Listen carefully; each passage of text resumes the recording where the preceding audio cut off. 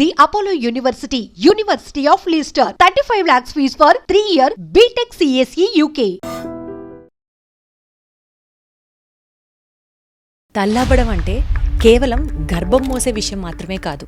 పిండం ఊపిరి తీసుకునే ప్రతిసారి ఒక చిన్న ప్రాణం గురించి తలుచుకునే ఆత్మబద్ధం.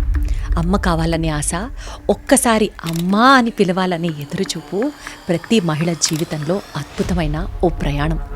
మాసాలు తరబడి మందులు వేసుకొని, రాత్రిళ్ళు మొగ్గుపెట్టి, దేవుణ్ణి మనసారా ప్రార్థించి, ప్రతి శ్వాసలో ఒక చిన్న ప్రాణం ఎదుగుతోంది అని ఊహించుకుంటూ చివరికి ఓ పసివాడిని చేతిలోకి తీసుకున్న ఆ క్షణం ఆమె గుండె ఆ చిన్న ప్రాణంలోనే దాగిపోతుంది. అవును, ప్రతి శ్వాస, ప్రతి ఆశ ఆ బిడ్డ చుట్టూ తిరుగుతుంది. కానీ ఒక్కరోజు ఒక్క డిఎన్ఏ టెస్ట్ రిపోర్ట్తో, చూపుతో కాదు, శబ్దంతో కాదు, ఒక నీచమైన వాస్తవం చెప్తోంది. ఈ బిడ్డ నీది కాదు అన్న ఆ ఒక్క వాక్యం ఏళ్ల తపస్సుతో కూడిన సంతాన నమ్మకాన్ని ఒక్క క్షణంలో ముక్కలు చేస్తుంది. ఇది మౌనంగా కనిపించవచ్చు, కానీ ఒక తల్లి గుండె తెగిపోతున్నటువంటి శబ్దం. ఇది సినిమా కథ కాదు, హైదరాబాద్లో జరిగిన అసలు సిసలైన సంఘటన.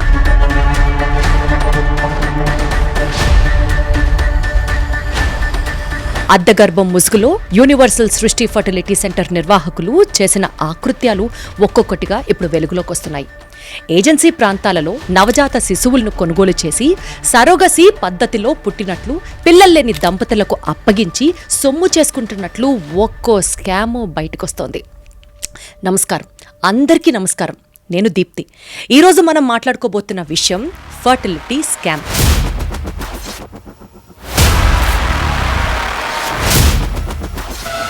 ఐవీఎఫ్, సరోగసీ మాయ, మరియు మనం ఎలా జాగ్రత్త పడాలి, మన జ్ఞానం మనకి రక్షణ. అసలు ఐవీఎఫ్, సరోగసీ అంటే ఏంటో ఫస్ట్ తెలుసుకుందాం. ఐవీఎఫ్ అంటే ఇన్ విట్రో ఫర్టిలైజేషన్. ఇందులో భార్య నుండి అండాన్ని, భర్త నుండి వీర్యాన్ని తీసుకొని ల్యాబ్లో ఫర్టిలైజ్ చేసి దాన్ని గర్భాశయంలో పెట్టడం. మరి సరోగసీ అంటే ఒక సరగేట్ తల్లి ఇతరుల బిడ్డను మోస్తుంది. అంటే ఆ తల్లి గర్భాన్ని మోస్తుంది, కానీ ఆ బిడ్డ మాత్రం ఆమెది కాదు. ఇన్ఫ్యాక్ట్ బయలాజికల్ పేరెంట్స్కి సంబంధించిందన్నమాట. ఇది చాలా సున్నితమైన అంశం. ఒక మంచి నిబద్ధత, శాస్త్రీయత, చట్టపరమైన అనుమతులపై ఆధారపడి ఉంటుంది. హైదరాబాద్లో జరిగిన ఘోరమైన స్కామ్ గురించి ఇప్పుడు ఒకసారి చెప్తా. యూనివర్సల్ సృష్టి ఫర్టిలిటీ క్లినిక్లో జరిగింది. ఇది వైజాగ్లో ఉంది. హైదరాబాద్లో ఒక జంట సంతానం కోసం డాక్టర్ నమ్రతను వైజాగ్లోని యూనివర్సల్ సృష్టి ఫర్టిలిటీ సెంటర్లో ఐవీఎఫ్ ట్రీట్మెంట్ కోసం కలిశారు. ఆమె ఐవీఎఫ్ వద్దని సరోగసీ బాగుంటుంది అని నచ్చచెప్పింది. వారి దగ్గర నుంచి 35 లక్షల రూపాయలను ఛార్జ్ చేసింది. కానీ డిఎన్ఏ టెస్ట్ చెయ్యగానే తేలిందేంటంటే పిల్ల మాత్రం వారిది కాదు అని. ఇప్పుడు వెలుగులోకి వచ్చింది ఈ స్కామ్. ఈ ఫర్టిలిటీ సెంటర్కి చాలా ఘనమైన నేర ఘోర చరిత్ర ఆల్రెడీ పాస్ట్ నుంచి ఉంది. ఒక్కసారి ఫాస్ట్గా జరిగిన ఇన్సిడెంట్స్ గురించి మీకు చెప్తాను, చూడండి. ఉమ్మడి ఖమ్మం జిల్లాకు చెందిన భార్యాభర్తలకు పెళ్లై 18 ఏళ్లు దాటినా పిల్లలు పుట్టకపోవడంతో 2019లో యూనివర్సల్ సృష్టి ఫర్టిలిటీ సెంటర్ నిర్వాహకురాలు డాక్టర్ నమ్రతను ఆశ్రయించారు. వారి వద్ద 13 లక్షల రూపాయలు తీసుకొని సరోగసీతో బిడ్డను అందిస్తామంటూ నమ్రత భరోసానిచ్చారు. కోవిడ్ సోకి సరోగసీ చికిత్స అందిస్తున్న మహిళ మృతి చెందినట్లు బురడి కొట్టించారు. ఫర్టిలిటీ కేంద్రం సాగిస్తున్న మోసాల గురించి తెలిసిన బాధితులు కేపీహెచ్పీ ఠాణాలో ఫిర్యాదు చేశారు. ఇదొక ఘటన అయిందా? మరో ఘటనలో అమెరికాలో ఉంటున్న ప్రవాస దంపతుల నుంచి 12 లక్షల రూపాయలు తీసుకుని సరోగసీ బిడ్డ పేరుతో విశాఖపట్నంలో కొనుగోలు చేసి చిన్నారిని చేతికిచ్చారు.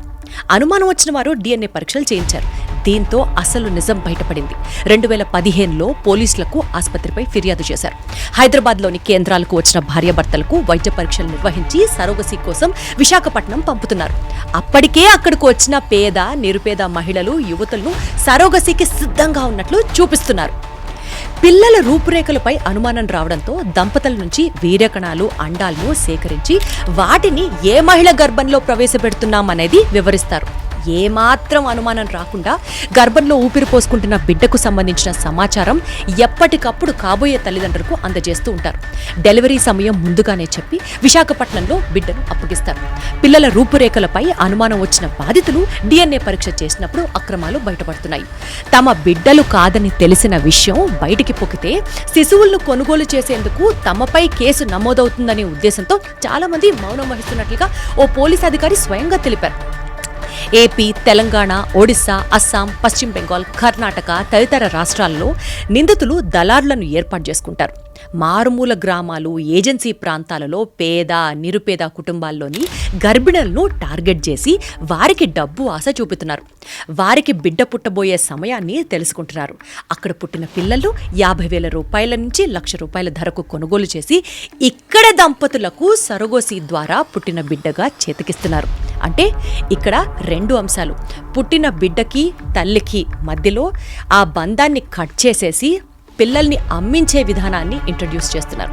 సృష్టి ఫర్టిలిటీ కేంద్రాలలో ఏర్పాటు చేసిన ల్యాబులు, ఆపరేషన్ థియేటర్లను అక్రమంగా ఏర్పాటు చేసి తమ వద్దకు వచ్చే వారిని తెలివిగా పురిటి కొట్టిస్తున్నారు. ఇతర ప్రాంతాలలో కొనుగోలు చేసిన నవజాత శిశువులను అంటగట్టి ₹1,00,000 వసూలు చేస్తున్నారు. వీరిపై అనుమానంతో బాధితులు DNA పరీక్షకు వెళ్ళినప్పుడు తమ పిల్లలను కాదు అని గుర్తిస్తున్నారు. ఇన్నేళ్లగా సరోగసీ ముసుగులో బాధితులకు అందజేసి శిశువులను ఎక్కడి నుంచో తీసుకొస్తున్నారు, ఎంతమందికి ఇచ్చారనే దానిపై పోలీసులు ఆరాధిస్తున్నారు. అయితే దంపతుల నుంచి సేకరించిన వీర్యం, అండాలను ఏం చేస్తున్నారనేది మాత్రం ప్రశ్నార్థకరంగానే మారింది. దీనికోసం వీళ్ళెంత నీచానికి ఒడిగడుతున్నారో తెలుసా? ప్లాట్ఫామ్స్ మీద బిచ్చగాళ్ల నుంచి ఏరుకొని వాళ్ళ దగ్గరికి వెళ్ళి బీరు, బిర్యానీ ప్యాకెట్లు ఇచ్చి పోర్న్ వీడియోలు చూపించి వారి నుంచి తలా ఒకరికి వీర్యానికి ₹4,000, అండాలకి ₹10,000 సేకరిస్తున్నారు. ఈ ల్యాబ్స్లో IVF చేసి ఇక వారి ఫర్టిలిటీ ల్యాబ్స్లో IVF చేసి ఇంకొకరికి సంతానంగా ఇస్తున్నారు. ఇది శాస్త్రంగా కాదు, చట్టబద్ధంగా కాదు, అసభ్యంగా, అమానవీయంగా, నేరపూరితంగా సాగుతున్నటువంటి ఒక మాఫియా. ముందే డాక్టర్ నమ్రతపై మెడికల్ లైసెన్సు రద్దు అయింది. అయినా సరే 3 పట్టణాల్లో వైజాగ్, విజయవాడ, హైదరాబాద్లో క్లినిక్కులు ధైర్యంగా నడపసాగింది. మొత్తం ఈ అంశానికి సంబంధించి ఇప్పుడు 8 మందిని పోలీసులు అరెస్ట్ చేశారు. అసలు మన భారతదేశంలో ఉన్న చట్టాలేంటి, వాటిలో ఉన్న లోపాలేంటి ఫస్ట్ తెలుసుకుందాం. సరోగసీ చట్టం, సరోగసీ రెగ్యులేషన్ యాక్ట్ 2021.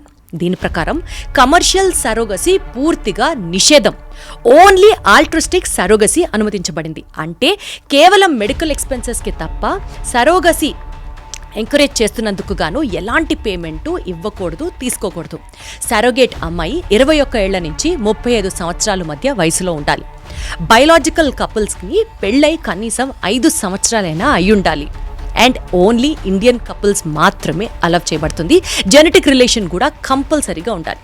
ఇకపోతే assisted reproductive technology ART act 2021 ప్రకారం క్లినిక్స్ అన్నీ రిజిస్టర్ అయి ఉండాలి under ART registry. Gamete donors అంటే స్పర్మ్ సెల్స్, ఎగ్ సెల్స్ ఇందాక నేను చెప్పినట్లుగా మేల్ నుంచి ఫీమేల్ నుంచి మెడికల్గా స్క్రీనింగ్ అయ్యి ఉండాలి. కంప్లీట్ ట్రాన్స్పరెన్సీ కంపల్సరీగా ఫాలో అవ్వాలి. కానీ అవి ప్రజలకు ఎలాంటి అవగాహన లేదు. బహుళ క్లినిక్లు లైక్ ఇందాక నేను చెప్పినట్లుగా వైజాగ్లో ఉన్న క్లినిక్ లైసెన్స్ రద్దయినా సరే రిజిస్ట్రేషన్ లేకుండా హైదరాబాద్లో, విజయవాడలో, ఇతరత్ర బ్రాంచెస్లో కూడా హ్యాపీగా నడపడం జరుగుతోంది. రిజిస్ట్రేషన్స్ లేకుండా చాలా క్లినిక్స్ నడుస్తున్నాయి. అట్లాగా ప్రభుత్వ పర్యవేక్షణ చాలా బలహీనంగా ఉంది.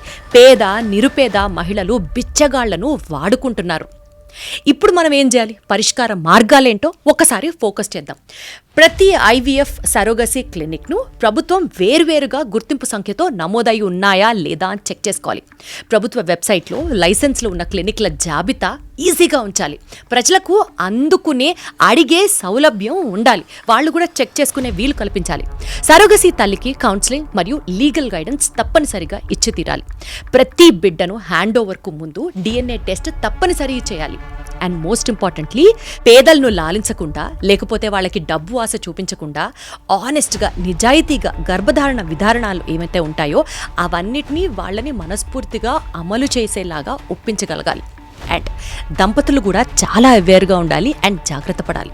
వాళ్ళు ఎలా జాగ్రత్తగా ఉండాలంటే IVF క్లినిక్ లైసెన్స్లని పరిశీలించండి. ప్రభుత్వ నిబంధనలలో ఉన్నాయా లేదా అని ఒకసారి చెక్ చేసుకోండి. చిన్నలో చిన్న అడుగు, ప్రతి స్మాల్ స్టెప్ జరిగేటప్పుడు తీసుకునేటప్పుడు డాక్యుమెంటేషన్ కంపల్సరీ అని మీరు అడగండి, అది మీ రైట్. ఒక్కో దశలో ఒప్పందాలు ఉండొచ్చు, రసీదులు ఉండొచ్చు, అన్నిటినీ జాగ్రత్త పరచుకోండి. Make a list of everything. Surrogate తల్లిని కలవండి, చట్ట ప్రకారం ఇది అవసరం. 3 నెలల్లో పాప వచ్చేస్తుంది అనే మాటలకి దయచేసి లోనవ్వకండి. ఇది నమ్మకం మీద ప్రయాణం, బిడ్డను కొనే వ్యవహారం మాత్రం కాదు. ఫైనలీ ధర్మమే రక్షకుడు అన్నది ఒక్కసారి అర్థం చేసుకోండి. ఇలాంటి సంఘటనలను మనకి గాయాల్ని చేస్తాయి, కానీ ఒకటి మాత్రం మనం అందరం గుర్తుంచుకోవాలి, ధర్మో రక్షతి రక్షతః. ధర్మాన్ని కాపాడినప్పుడు ధర్మమే మనల్ని కాపాడుతుంది. నిజాయితీగా జీవించడం, వ్యవస్థను నమ్మడం మన వంతు బాధ్యత. ఈ వ్యవస్థలో మార్పు రావాలి అంటే ఫస్ట్ ఆఫ్ ఆల్ మనం మారాలి. మనం జాగ్రత్తగా ఉంటే ఇంకెవ్వరూ మనల్ని మోసం చేయలేరు, మనం మోసపోము. మీ అభిప్రాయాలను, అనుభవాల్ని కూడా పంచుకోండి. ఈ స్కామ్ గురించి మీ స్నేహితులకు చెప్పండి. అవగాహన మార్పుకు పునాది అని నమ్మండి. అంటిల్ నెక్స్ట్ ఎపిసోడ్, నేను మీ దీప్తి, ఒక బాధ్యతతో మాట్లాడుతున్న మీలాంటి ఒక సాధారణ సిటిజన్. జాగ్రత్తగా ఉండండి, నిజాయితీగా బతకండి. జై హింద్.